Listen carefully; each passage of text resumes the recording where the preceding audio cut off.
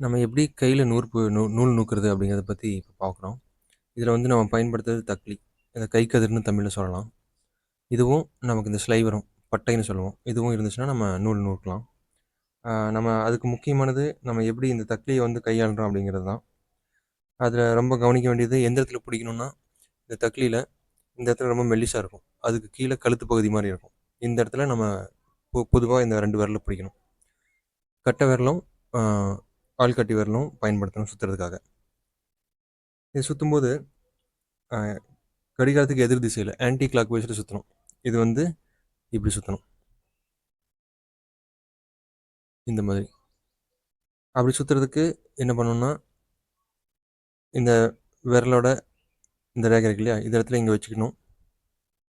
இத பெரு விரலால இப்படி தள்ளுனோம்னா, அது சாதாரணமாவே ஆன்டி கிளாக் வைஸ்ல சுத்தும்.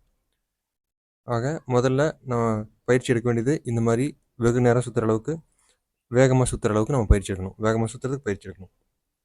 அதுக்கு ஆரம்பத்துல இந்த 2 விரல மட்டுமே பயன்படுத்தலாம். இந்த மாரி வச்சுக்கிட்டு இப்படி சுத்தி சுண்டி விட்டு பழகணும்.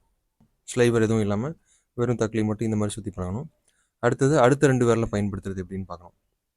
நடுவிரலும், மோதிர விரலையும் பயன்படுத்த போறோம். எதுக்காகன்னா, இந்த தக்லி மேலேயும் கீழயும் சாஞ்சிராம ஸ்டெடியா நிக்கணும் அப்படிங்கிறத கத்துக்கிறதுக்காக, பழகுறதுக்காக. முதல்ல இந்த 2 விரல முதல் 2 விரல சுருண்டுறேன். அப்புறம் இந்த 2 விரல வெளியில கொண்டு வந்து, இது தக்லி வெளியில போகாத அளவுக்கு இந்த நடு விரல வந்து இந்த 2க்கும் மத்தியில வச்சுக்கிறோம். இதுதான் பண்ண போறோம். பாருங்க. சுண்டிட்டு இந்த 2 விரலையும் நடுவுல இங்க கொண்டு வந்துரணும். அப்போ ஒவ்வொரு முறை சுத்தும்போது நம்ம இந்த மாதிரி வச்சுட்டோம்னா வேகமாகவும் சுற்றும், நேராகவும் நிற்கும். இதை தான் ப்ராக்டிஸ் பண்ணணும். முதல்ல இதை ப்ராக்டிஸ் பண்ணணும். அதுக்கு பிறகு நம்ம வந்து ஸ்லைவர் பயன்படுத்தி நூல் நூற்கலாம்.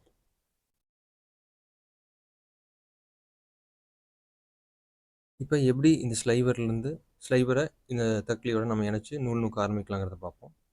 இதில் வந்து இந்த கொக்கி மாதிரி இருக்கிற இடம் தான் ரொம்ப முக்கியமான இடம். இதில் தான் வந்து நூல் இப்படி மாட்டி மேலே போகும்போது தான் இங்கே நூல் நூற்கப்படுது. அப்போ எப்பவுமே இந்த பொசிஷனில் இப்படி மேலே எடுத்துக்கணும். இடது கையிலே தான் பயன்படுத்தணும். இப்படி நிற்கும். இந்த இடத்துல இந்த நூலையும் ஸ்லைவரையும் இது மாதிரி வச்சு வலது கையால் பிடிச்சிக்கணும். இடது கை நமக்கு சுற்றுறதுக்கு மட்டும்தான். இப்போ கொஞ்சமாக ட்விஸ்ட் கொடுத்தோன்னா மேலே இருக்கிற ஸ்லைவர் இதில் வந்து இந்த மாதிரி அந்த நூலை பிடிச்சிக்கும். பிறகு கொஞ்சமாக இழுக்கணும், கொஞ்சம் நூல் சுற்றணும், கொஞ்சம் மேலே இழுக்கணும், சுற்றணும். இந்த புல் அண்ட் ட்விஸ்ட் இதுதான் வந்து நூல் போட அடிப்படையே. வேணுங்களுக்கு நம்ம சுற்றின பிறகு திரும்ப ஒரு ஃப்ரீயாக ஒரு 2-3 ரொட்டேஷன் கொடுத்துட்டு முடிச்சுட்டு அதுக்கு பிறகு இந்த மாதிரி இவ்வளோ நூல் வந்துருச்சா, அதுக்கு பிறகு இதை வந்து அன்வைன் பண்ணி கீழே இருக்கிற இடத்துல ஸ்டாக் பண்ணிக்கணும். திரும்ப முடிக்கும்போது இதே பொசிஷனில் கொண்டு வந்து நிறுத்திக்கணும். இதுதான் பொசிஷன். இதுதான் பொசிஷன். இந்த இடத்துல ஆரம்பிக்கும்போது கொஞ்சம் இழுத்துக்கணும், ட்விஸ்ட் கொடுக்கணும், இழுக்கணும், ட்விஸ்ட் கொடுக்கணும், இழுக்கிறோம், ட்விஸ்ட் கொடுக்கணும். இந்த மாதிரி ஈவனாக நம்ம கொண்டு போகணும். இல்லைன்னா அந்த திக்னஸ் வந்து மாறும். அதனால் இது போக போக ப்ராக்டிஸில் வரும்.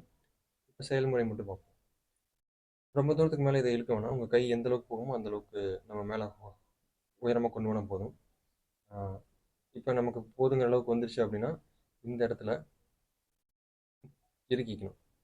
விரலை இறுக்கிக்கிட்டு நூலோட சேர்த்து இறுக்கிட்டோம்னா ஒரு 3 ட்விஸ்ட் 4 ட்விஸ்ட் கொடுத்தோம்னா இது வந்து ஸ்ட்ரென்த் ஆயிடும்.